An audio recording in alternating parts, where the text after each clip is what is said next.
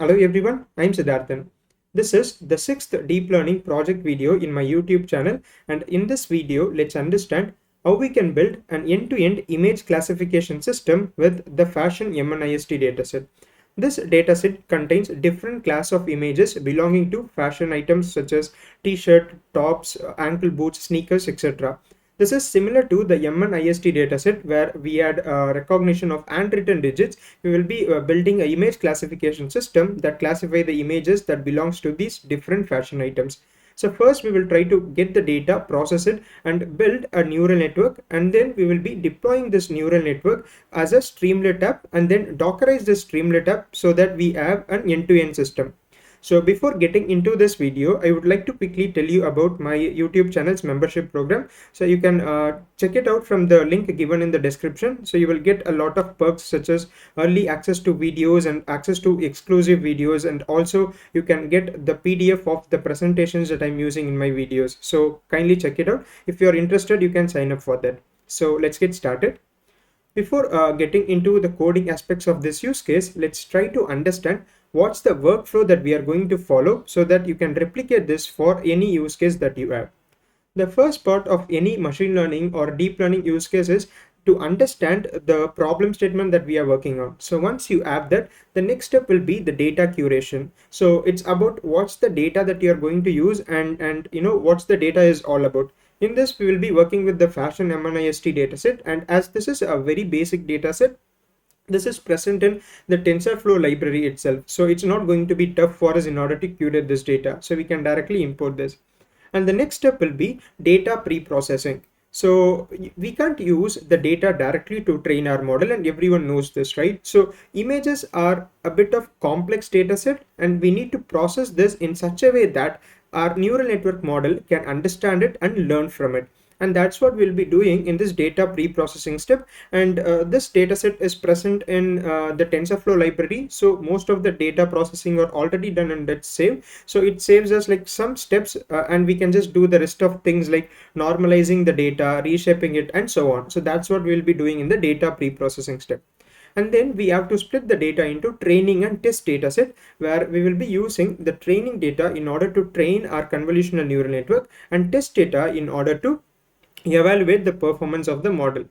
So the next step will be training our convolutional neural network, and once this is done, we will be having a trained CNN that can recognize images that belong to different fashion classes that I said. And once we have this, we will evaluate the model to make sure that it has a good performance and good accuracy score. So once we have have all these done, we will build a Streamlit web app where the user can upload an image and classify the image that is belonging to one of the classes that the model is trained on. And once we have the Streamlit app, the next step is dockerizing this. For this, first we will create a Docker file that contains the list of instruction that we need to give in order to build a Docker image from the code that we have, from the Streamlit app and other Python code along with the model that we have. So once we have done this, we will build a Docker image which will act as the base image for our Docker containers, right? So once we build this Docker image, we will create Docker containers which you can run in order to get your Streamlit web app. Okay, so I hope everyone is clear with the steps, and let's get started with the implementation. So I'll give all the codes required along with this Jupyter notebook, where we will be building our or where we'll be training our neural network, and also we also have the Streamlit code and other required files. So I'll put all these in a GitHub repository and I'll share you the link, and you will find this link in this video description. Okay. So the first step that I'm doing here is seeding certain libraries. So deep learning code, or whenever you're building a neural network or building some deep learning or machine learning things, right? So there will always be some sort of randomness involved in it. So consider about train test split. So each time you run a train test split, it splits the data in different manner, right? And if we want to kind of have the reproducibility for it, we always need to set a seed for this. So that's what we are doing here. So I'm importing the libraries such as random, NumPy, and TensorFlow. So we know that random is kind of like a built-in package for Python, and we are going to seed it with a specific number. So it's not that it always needs to be 0, it can be any number. So let's say you are kind of running this code, and you set the seed as 0, you will get the same result that I'm getting. And if you're using a different number, and that's going to be the same result for that particular set. So that's what it is all about. So we are first importing the random library, and then we are seeding this random dot seed with 0 as the seed, and then we are importing the numpy a numpy library which is used to create and work with numpy arrays, and we are also seeding with 0, right? And there are a lot of places numpy is used. Say for example, we may need to kind of initialize the weights of the neural network at the start of the training, so all the values of the numpy array will be initialized in a random way. So this kind of a place where it needs to be reproducible in order to get like same results in multiple runs. So this is one of the reasons why we are kind of seeding the numpy library. So this is just an example. So similarly, there are different cases that uses this randomness, and if you want to have like a reproducible results in order to, let's say, for comparison or basically for testing something, we always seed the libraries. And we also seed the TensorFlow libraries as tf.random.set seed 0, right? So I'm going to run this, but before that, make sure that you connect to a GPU environment in Google Colab. It's okay if you even run this on your let's say in your local machine on Jupyter. But if you don't have a powerful GPU, in that case you can just upload this notebook in Google Colab, where you will get the GPU runtime. So you can just go to the runtime and go to this change runtime type and choose the hardware accelerator as T4 GPU. So the default will be CPU, and if you do that, it's going to take a lot of time for training. So most of you might already know this. So if you're not aware about this, you can just change this configuration to GPU. So I'll save this and connect to my GPU session. Okay, so now I'll run this cell. So this is kind of starting my session, and this will run. The next step is importing the dependencies that we need, which is from tensorflow.keras import datasets, layers, and models. So Keras is like a high-level API that kind of makes building or training your neural networks much easier. And even Keras supports both TensorFlow and PyTorch, which are like the most widely used neural network or deep learning libraries in Python, right? You can actually use this in two different ways. You can kind of use the Keras library and choose the backend as either TensorFlow or PyTorch, or you can also import Keras from TensorFlow. So TensorFlow kind of added Keras in its own package as well. So that's what we are doing. So from tensorflow.keras, we are importing datasets which will have our Fashion MNIST dataset and different layers that we need. So often a convolutional neural network will have convolutional layers, max pooling layers, and so on. So we'll be importing those layers from here. And models is basically, let's say, to save your models and other things. Okay, and then we have this matplotlib library in order to just like plot the images and see how the images are looking like and so on. Okay, so these are the libraries that I'm importing. So the seeding is done, as you can see, and now we are going to import this. So I'll run this cell. The next step is data curation. As I said, this is like a basic data set, and this is present in data sets of Keras. And oftentimes, like when you're working on, let's say, in a company, in a client project, in almost all cases, you will get your data set from a database. Okay, so and connecting to a database is not a like big task. So you can always like I mean, like different databases as different packages, different libraries in Python, you can use it. For this, we will just like import it from Keras, and maybe you will also be working on some Kaggle projects, so that you can import from Kaggle APIs. That is like also a simple step.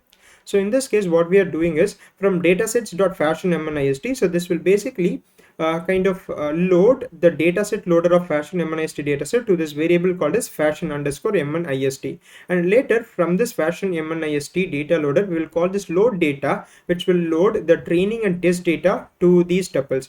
So the output of this Fashion MNIST load dataset is just two tuples, and the first tuple will contain this train images and train labels. So train images is basically the image data which is in the form of a numpy array, and train labels is nothing but the labels of those images, whether it's 0, 1, 2, or so on. So it's already encoded and we don't have to worry about that. The second is the test set. So this is our training set, our training images and our training labels, and the next one is the test images and the test labels. Okay, you can also go through the documentation of this Fashion MNIST. You will also kind of can understand how the data is looking like. So I'll call this. So this will load the data set. You can see the data like loading here. Okay, so this is completed.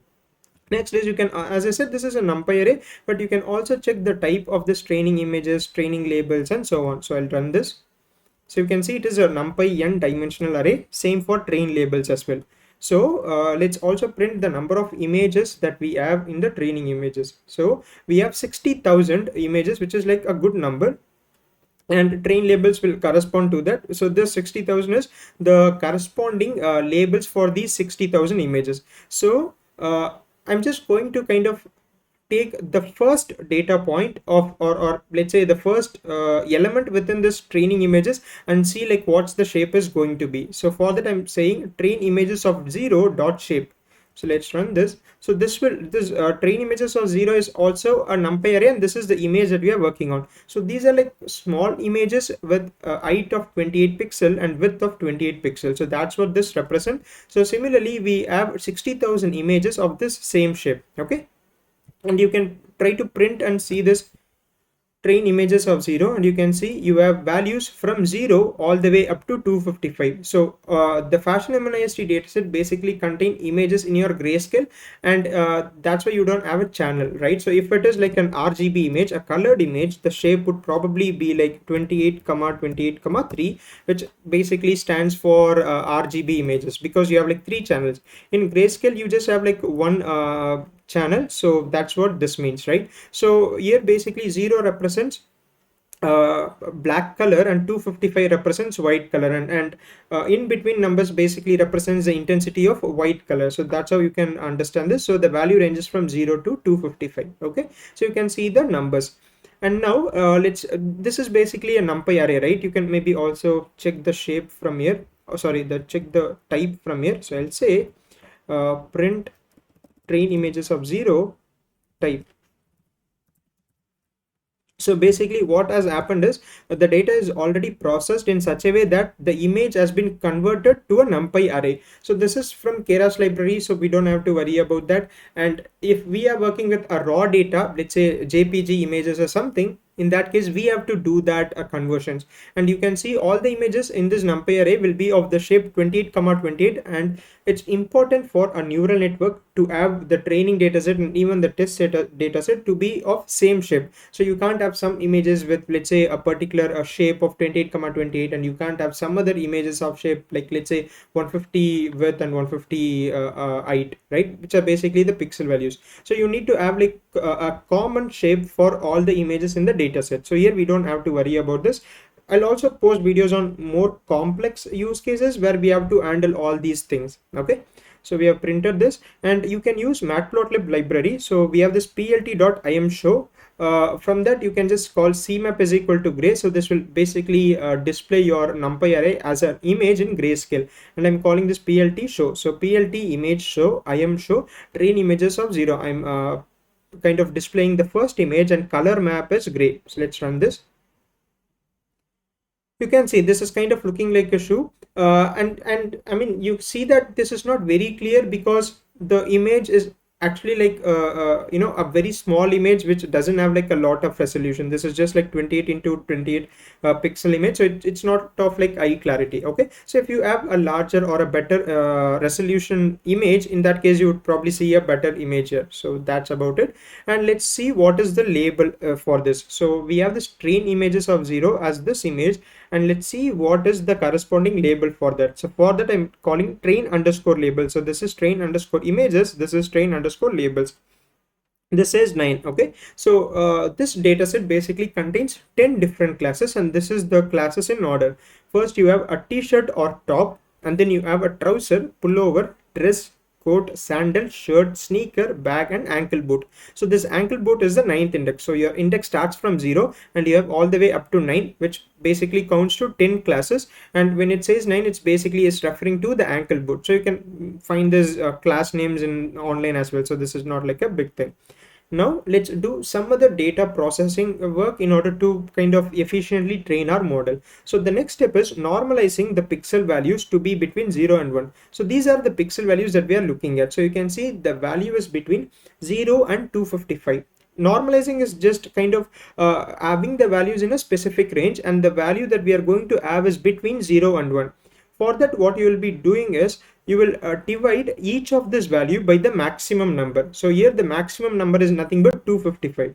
So what would happen is, we know that the minimum number that you would have is 0, right? So when I divide 0 by 255, all you get is 0, right? And when you divide 255 by 255, this is like simple math, we know that we will get 1.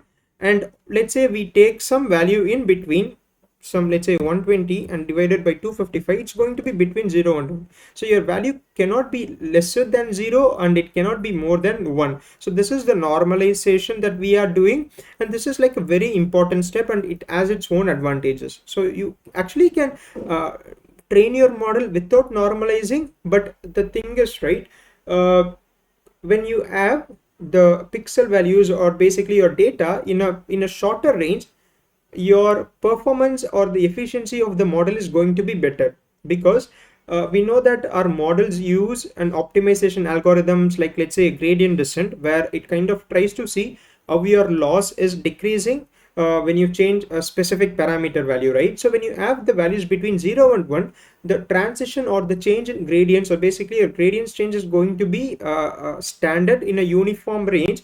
But when you have values as from, let's say, 0 to 255, it's a larger range, and this gradient change will be like very drastic in several steps, and this will also lead to a problem of the model going into a state of local optimum, where it tries to say that this is like the perfect parameters that I can choose from, but it's actually not. It's like, what's the model think? So that's what we call as the local optimum. So global optimum is the point where it's actually the best the model can perform, but local optimum are like kind of like the curves which are not as good as global optimum, but I mean the model thinks that it's going to work well. So this normalization kind of reduces the risk of the model being stuck at those local optimum. So this might be a bit kind of hard to understand, but you will understand this once we start or continue our deep learning series. So they're like I'll explain you all these things in detail. So here what we are basically doing is, as we said, we are going to scale our training and test image pixel value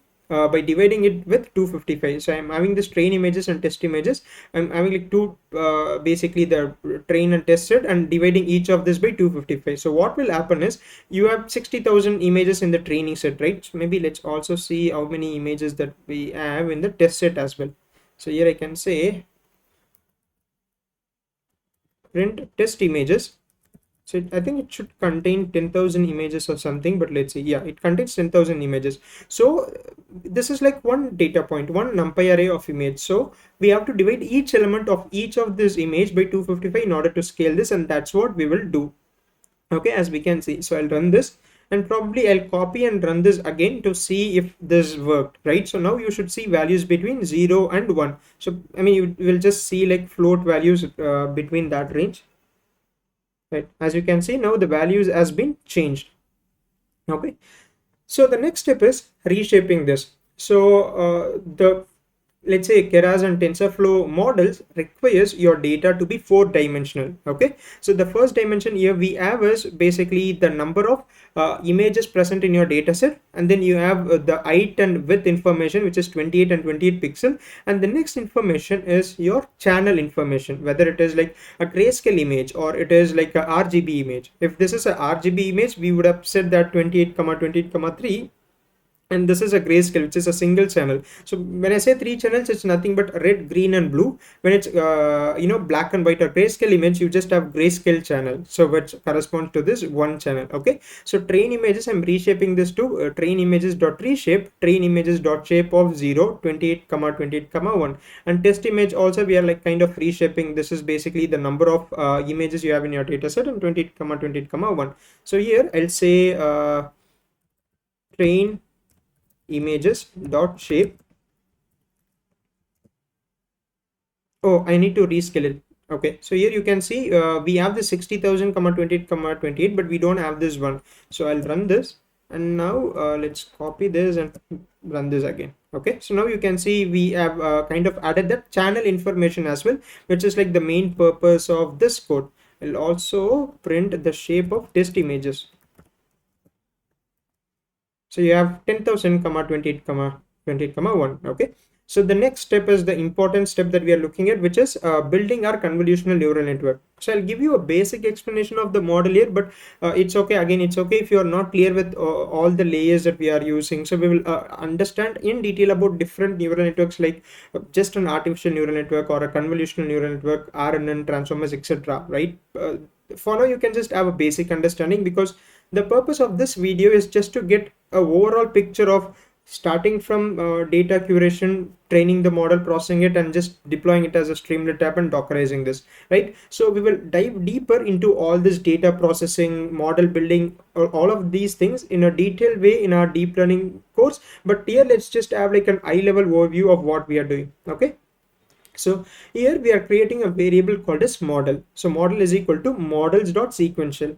If you remember, we have imported this model from models, class from this tensorflow.keras, right? So from this, I'm calling a method called as sequential. So this sequential is basically used to stack layers one top of the other. Just think about like stacking one plate on top of other. The only difference is that we are stacking the layers on one top of the other, and each layer kind of feeds the data or process information into the next layer. It's just like how our neurons are connected in our brain. So it's like a series of connection in this case where we are stacking the layers. Okay, so this is like the base sequential model for this, and to this we are kind of adding the layers. So we are saying that model dot add layers.convolutional 2D con 2D, which is basically a two-dimensional convolutional layer, and we have this 32, right? This is basically what we call as kernels or filters.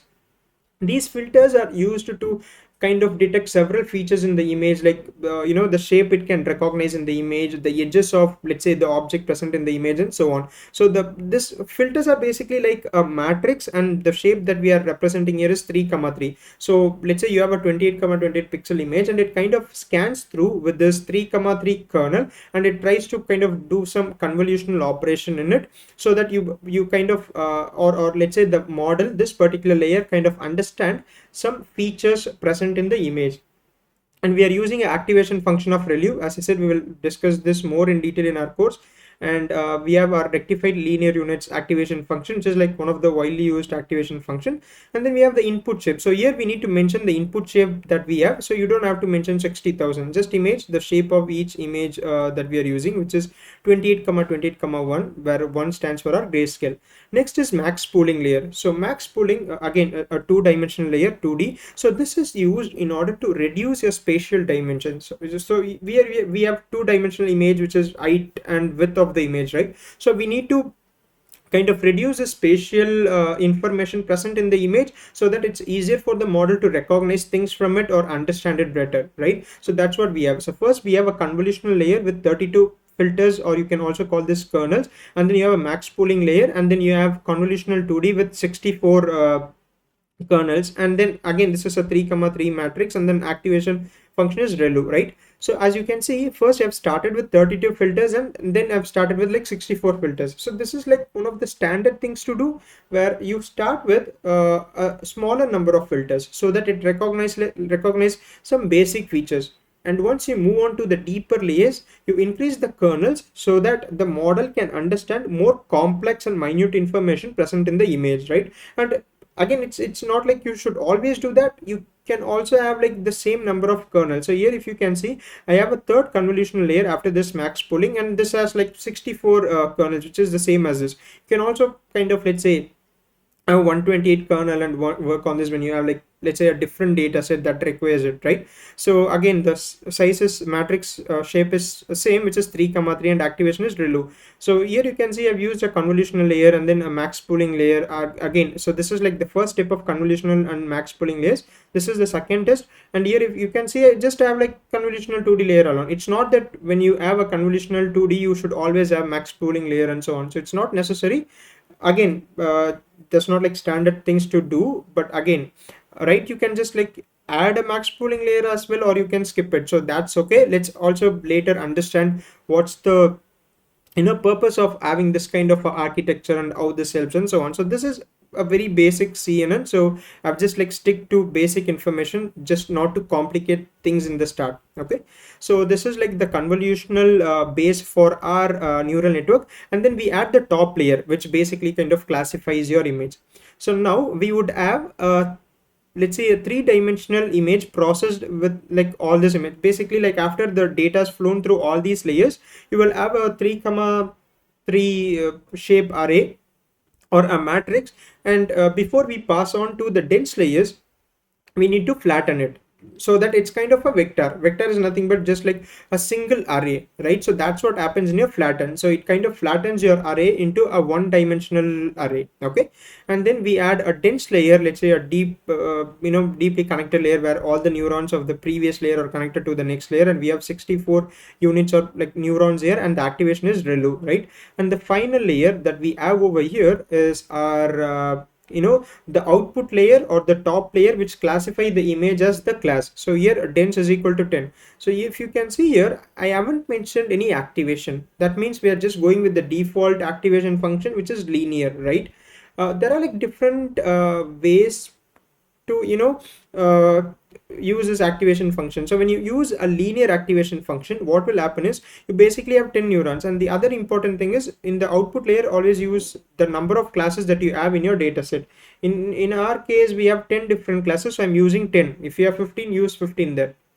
When you're using a linear activation function, right? So basically, let's say you have 10 neurons, and each neuron will output a value. So let's say the first value is 10, and the next value is 0.5, and let's say 15, and so on. So this goes on where you have like 10 different values, and each of this would give you some values, right? So what your linear your output layer with linear activation function will do is go through all these 10 outputs and choose the output that has the maximum number. So in this case, let's say this is, let's say, our third neuron, and this has 15 as the number, right? So this has the maximum value. So basically your third class will be 0, 1 and 2, which is your pullover, right? So this is how this would work.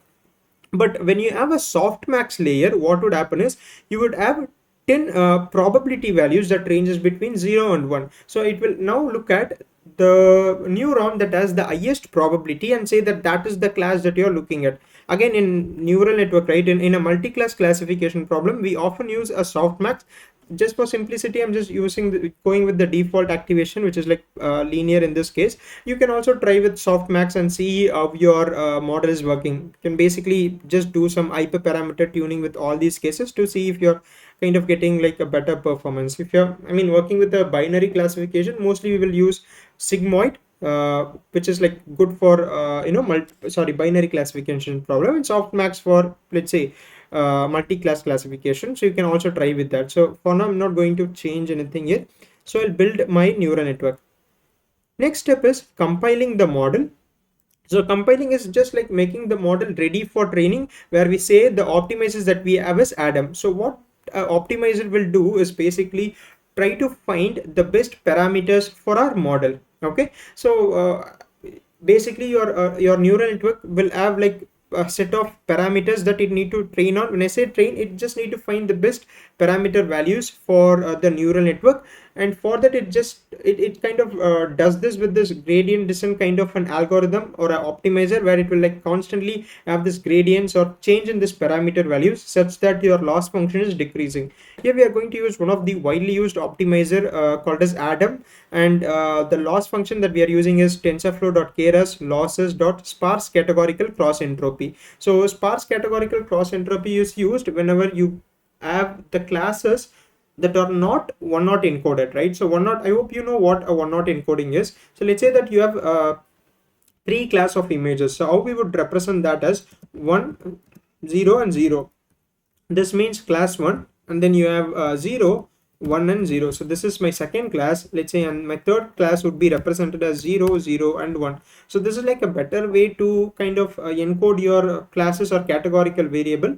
And whenever you're using one-not encoded variables, you'll probably use like categorical cross entropy. So here we don't have one-not encoded values, but just like numerical labels. I think we have printed this over here. as you can see, right? If this is one not encoded, right, this will basically contain an array with 10 different elements. All the elements will be 0 and the last element will be 1. So that is like a one not encoded. So in that cases you can just use categorical cross entropy instead of sparse categorical cross entropy. And logic is, it's basically what I've explained you for this linear, right? So when you don't have the output in probabilities, we say from logit is equal to true. When it's false, it means that the output gives the value in the form of probability, and the metric it's going to train on is the accuracy.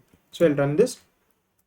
Next step is model training. So we have this variable called as history, and for this variable we are calling this model.fit, where we are passing the train images and the training labels, epochs as 5, and the validation data will be test images and test labels. So the other thing that you can do is you can use this like as kind of like a final test data set, and you can split this training images as just like a validation data set. So what a validation data set does is at each epoch it will train on this training images, and it will also give you the evaluation on the validation set. So again, the one way to do this is split your training data as training and validation set, and then kind of like finally print the accuracy with the test images. Here I'm just using the test images as validation, okay, just like a basic thing to do.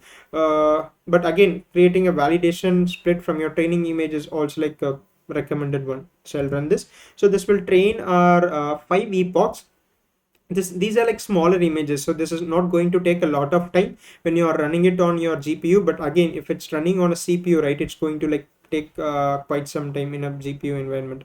So that's one thing. I'll close this. You can see this like has a good accuracy of 82 percentage, which means like out of 100 images it can classify correctly for 82 images, and the validation accuracy is also like good. So here you have 82, 88, and you can see the accuracy is not like kind of going a bit above. It's just like just a mere 1% increase, and the validation accuracy also you can see. So there are like things like early stopping, where the, let's say you have 10 epochs, the training will stop before that 10 epochs. So it can even stop at 5 epochs when the model is not seeing a significant increase in the accuracy or the performance. That's also maybe we can do it in a later use case, but here let's not complicate things. Okay, so I've just gone with 5 epochs. You can also probably try to increase the epochs, but the problem is in some cases when the data is simple and you have like a lot of different epochs and a very complex model, it's highly likely that the model is going to overfit, where it can't generalize. So it performs well on your training data and it may not perform well on your test data, right?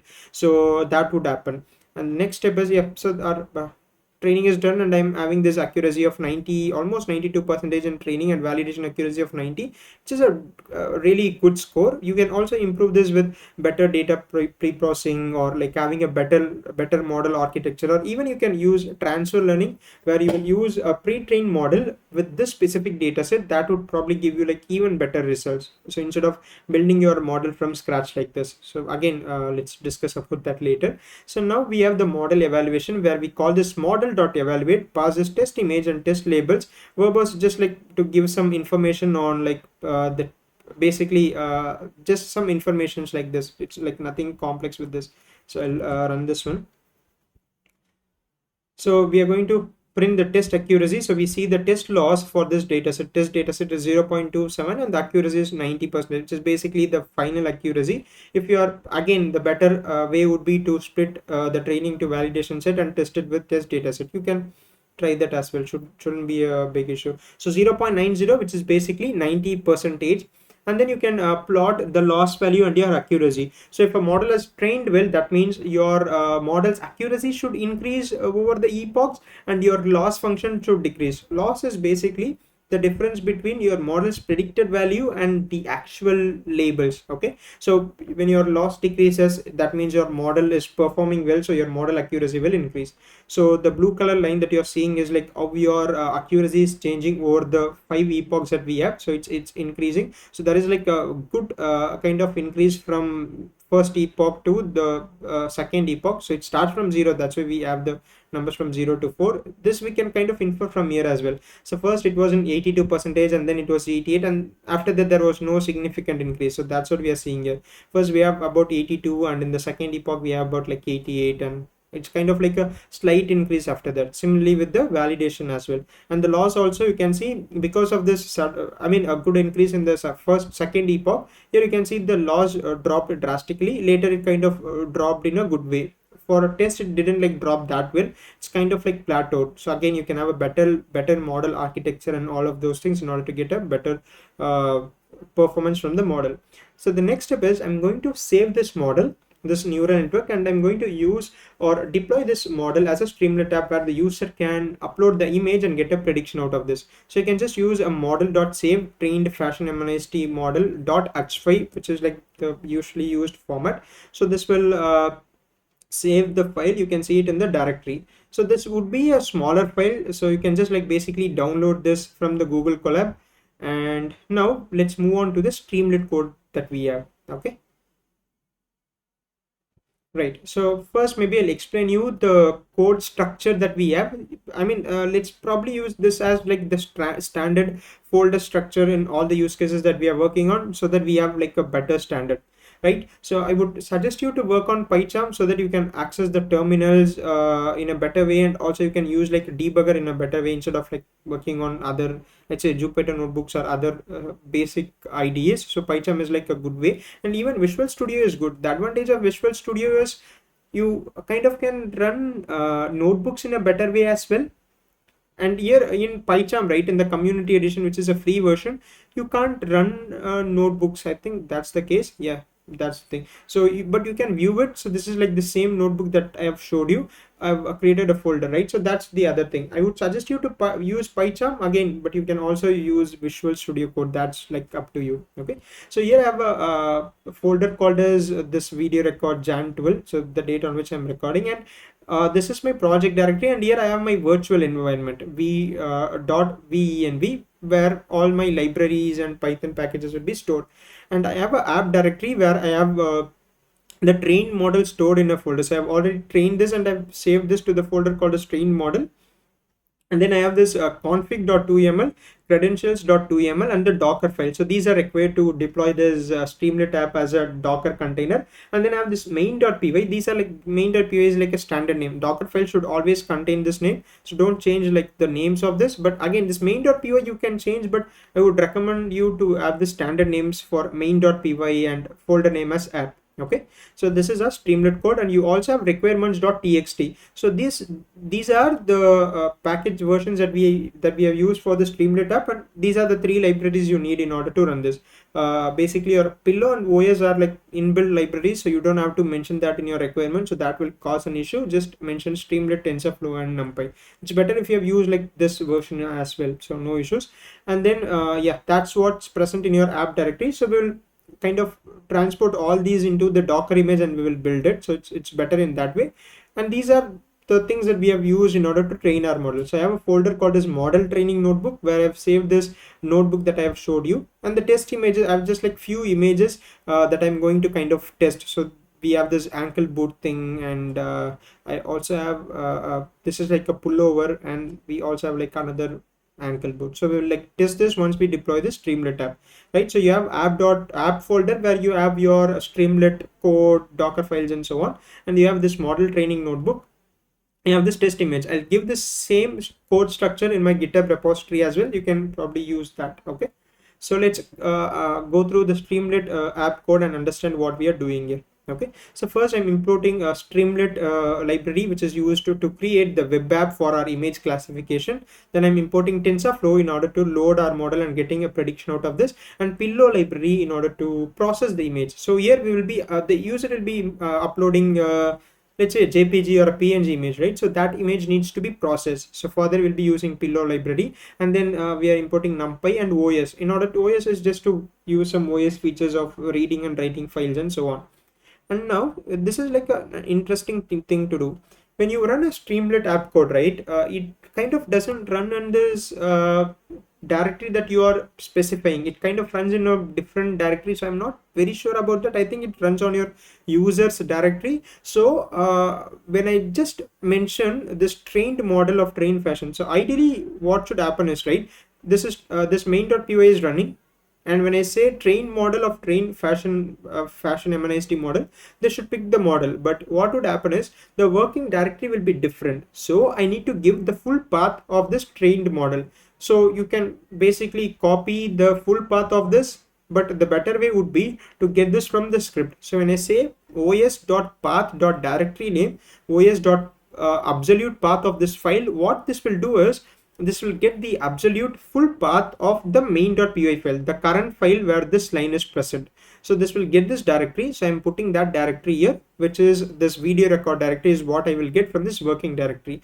And then I'm calling this trained model and train fashion MNIST. So this is, I mean, you can again paste the entire path manually, but I don't want to kind of hard code my path here, so that when I put this in a Docker file, I don't want that to happen, right? In your Docker file, you don't have this C uses your particular name of your system and all those things. It's better to have this in this way, where you call this working directory from the script itself. So we are concatenating. So we are having this safe, replacing this working directory with this trained model underscore MNIST fashion, just the model that we have trained. And then we are going to load the model. This is just the path of the model, and to load this we are calling model is equal to tensorflow.keras.models load model of model path. Okay, and these are the class names that I have showed you. We have 10 different classes of t-shirt, tops, trousers, and so on. And the next step is pre-processing the image. So again, you have a JPG image. So in the training, we have pre-processed it, like the data has been already converted to NumPy array, and it is a grayscale image. And again, the shape is 28,28, right? So we have to do all those things along with the normalizing. So what we are first doing is we call this function once the user uploads the image, open it with image module from Pillow, and resize it with 28,28. And the user, this code will work if you upload any image of, image of any shape, right? Even if it's like 150,150 image, because we are resizing it in this step. And even this will work if you are uploading a colored image, because in this image.convert of L, we are converting to grayscale. L basically stands for luminescence, and basically represents a grayscale image in Pillow, right? So even if you upload a RGB image of different sizes, it would work. Again, I can't recommend you if it would like predict it correctly, because the data set that we have used is a very basic one, and I mean, it's not a 5 resolution, right? And so if you put an image of different resolution, it's probably going to give you like wrong classification, but the code won't break. You will still get an output of this. So that's why we have this conversion. And then we are having this np.array of image. We're making sure that we are converting this to NumPy array and dividing it by 255, just the same way that we add in the training phase, where we have scaled the pixel value between 0 and 1. And then we are reshaping this to 1,28,1. So this is just to tell the model that I'm just predicting it for one image. So this is like the batch number. So when I say one, that the batch is going to just contain one image and just give the prediction for one image. You're not passing like 10 images and getting like prediction for it. And finally, it will return this NumPy array that in the shape that the model expects, the trained model expects. Okay. If you're working with a different shape, you would probably change this resize and these things, and other things probably won't change. And then we are creating a title for our Streamlit app as fashion item classifier. And we are creating a file uploader, st.file uploader, writing a text as upload an image, and type can be JPG, JPEG, or PNG. So these are the types that we are allowing.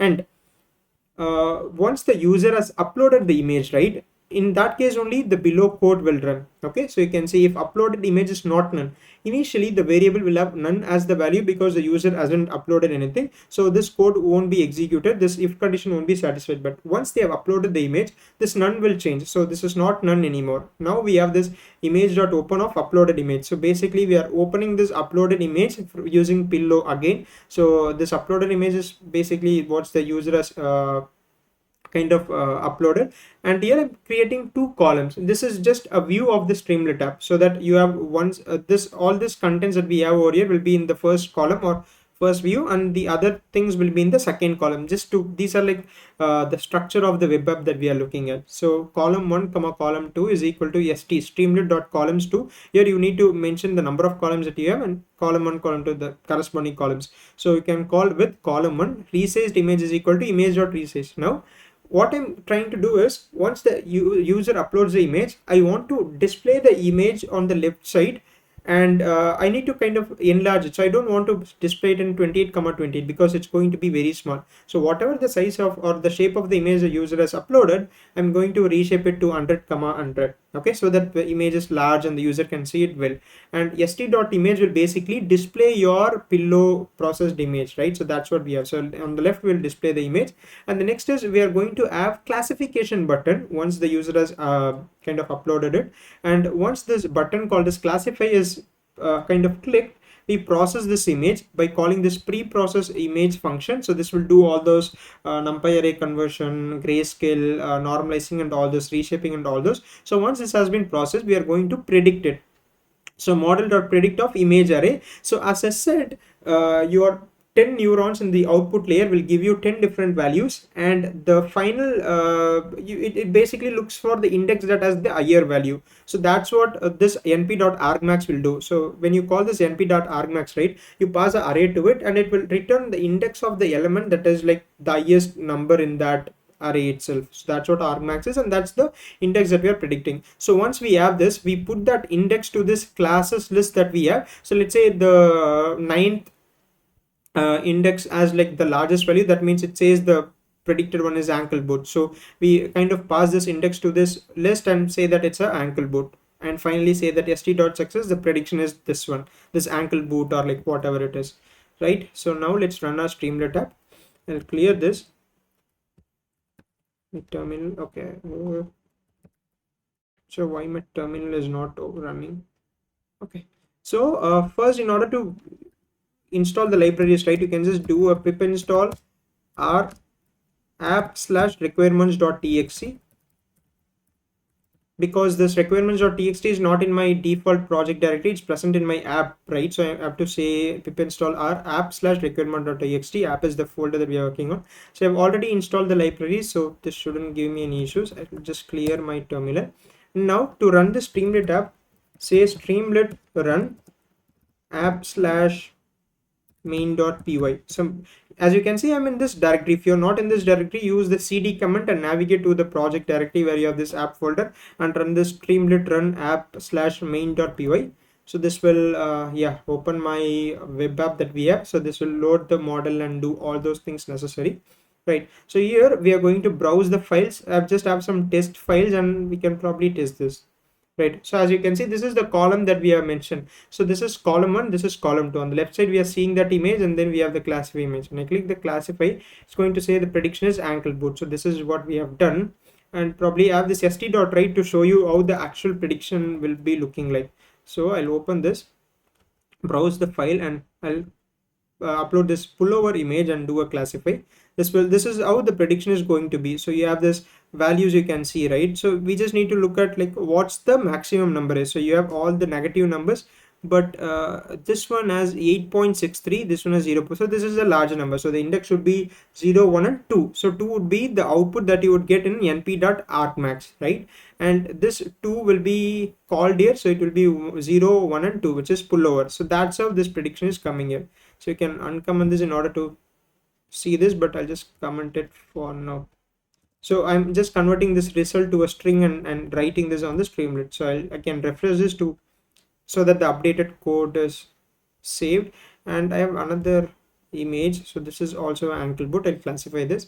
I have this ankle boot. Some of the image may give you like a wrong classification. That's okay. You can just try it with a better model, transfer learning, all those things to get like accurate predictions. So this is a Streamlit app. Now we have deployed our image classification system where the user can upload the image and get the prediction out of this. Now the next interesting thing that we are going to do is build a Docker image for this and run a Docker container from this, so that it's kind of like in a better standards, right? So that you can share this instead of sharing the requirements file, the code and all that. You can just send it as a package that has like all the dependent resources and other things. So I've already uploaded a video on Dockerizing the Streamlit app. You can refer to this, but I'll quickly show you what we have. So this config.2yaml and credentials.2yaml are like standard things. You can just copy this. These are like some configuration for a Streamlit app. You can just use the same files. You don't have to change anything. And Docker file also won't change even if you're working on a different Streamlit app, right? You don't have to change anything here. except for the name of the Python file, but I would suggest you always to use main.py file. So Docker file again is, it's just like the set of instruction that we need to say to build the Docker image. So first we are saying that I want Python version of 3.10 slim, and I'm saying copy dot slash app. This means this app is not this directory. This app is present in your Docker image. In your Docker image or your Docker container, there will be an app directory. So when I say dot, I'm mentioning the directory of my Docker file. So when I say this, this will copy all the contents present in the folder where my Docker file is present. Say for example, Docker file is present in this app directory. So I will copy all these files from this directory and save it to the app directory present in my Docker container, because I need all this in order to run my Streamlit app. And I'm changing the working directory in my Docker container as slash app, and then I'm running pip install underscore requirements.txt. Here you don't have to mention app requirements.txt because we are already in the app directory, so that's not required. And we are mentioning what's the port on which the Streamlit app is going to run. So you can use expose 80 and make dir. We are going to, these are like standard things in order to copy your config.yml and credentials.yml, creating a .streamlit folder, creating this directory, copying these two files to this directory, again cp, just like copying this and creating the command for this, just like the Streamlit run that we did. So we are calling the entry point as Streamlit run main.py, just the command that we did, but this runs on the Docker container, right? So this is the Docker file. So we have seen that first we need to app this Docker file, and then build the Docker image, and then run the Docker container. So I'm going to go into the app directory. So I'm going to say cd space app. Right now I'm in this directory. So now I can say sudo. If you're working on Windows, make sure you are running this PyCharm or your terminal as administrator. If you're working on Linux, you can use the sudo command to run the commands as administrator. So I'll say sudo docker build.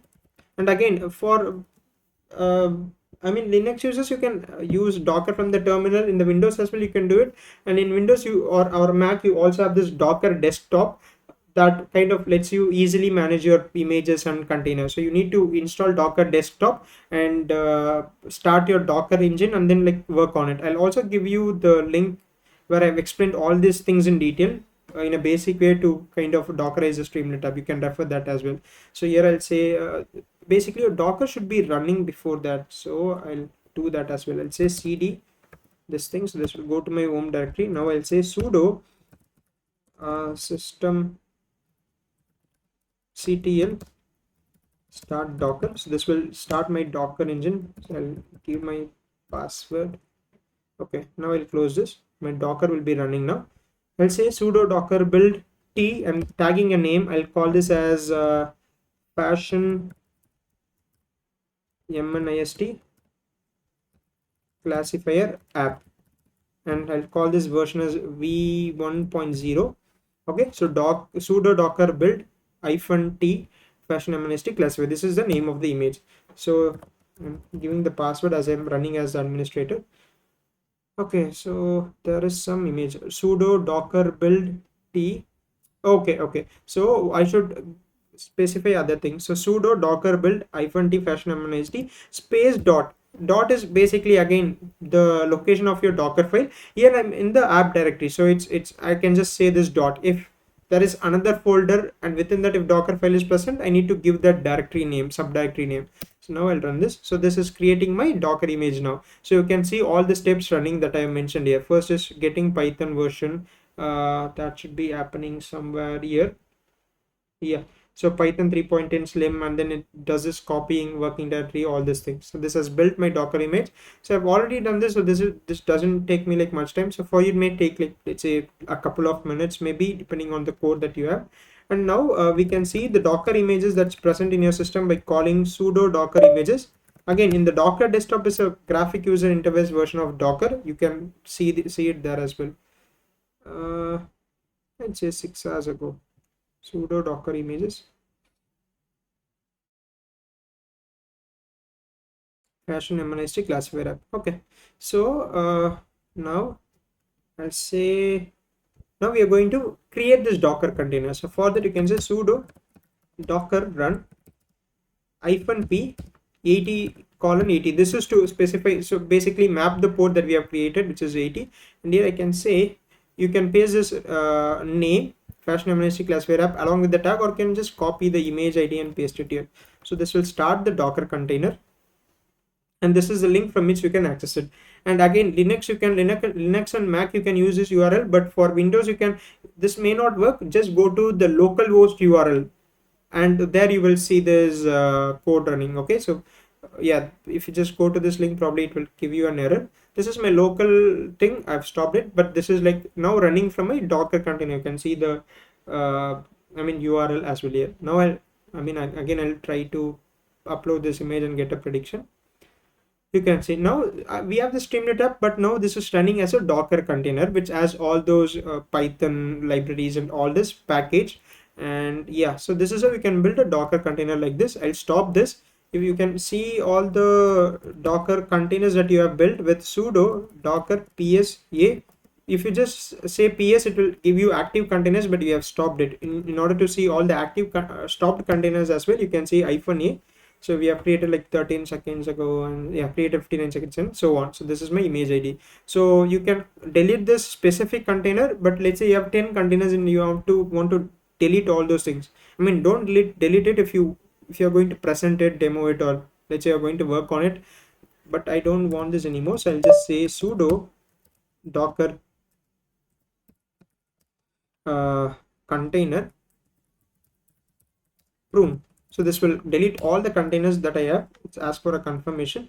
Let's you can see the space that it has left, and yeah, sudo psa. Now you don't have anything here. So you can also delete your Docker images with, let's say, sudo docker rmi. So I'm not going to use this Docker image anymore, so I'll just delete this as sudo docker rmif. Paste your image ID, which is this.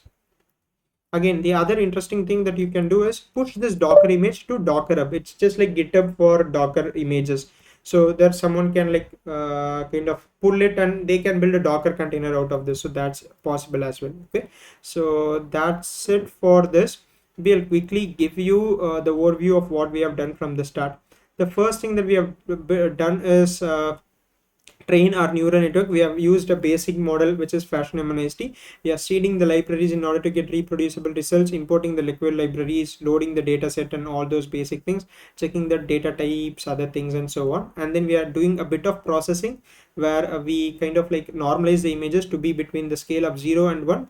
And then we are reshaping it for the model to kind of like it's basically required for the model to have this 4-dimensional array. And then we are creating the architecture for our convolutional neural network, compiling it with optimizers, losses, and other things. And then we are training the model, and then we are evaluating it with the accuracy and so on, plotting, and finally saving this. The next step is process, or basically creating your main.py file, which is your Streamlit app. We have this pre-process function that gets any image of any shape or channels and process it so that our model can handle it, right? And once we process it, once the user has uploaded it and classified it, click the classify button. We are pre-processing this, predicting it, and displaying the prediction. And finally, once we have tested our app, we are creating this Docker file, which has a standard instructions in order to run the Streamlit app. And finally, we kind of like deployed it with Docker build and Docker run, right? And this is now still as in a local environment, right?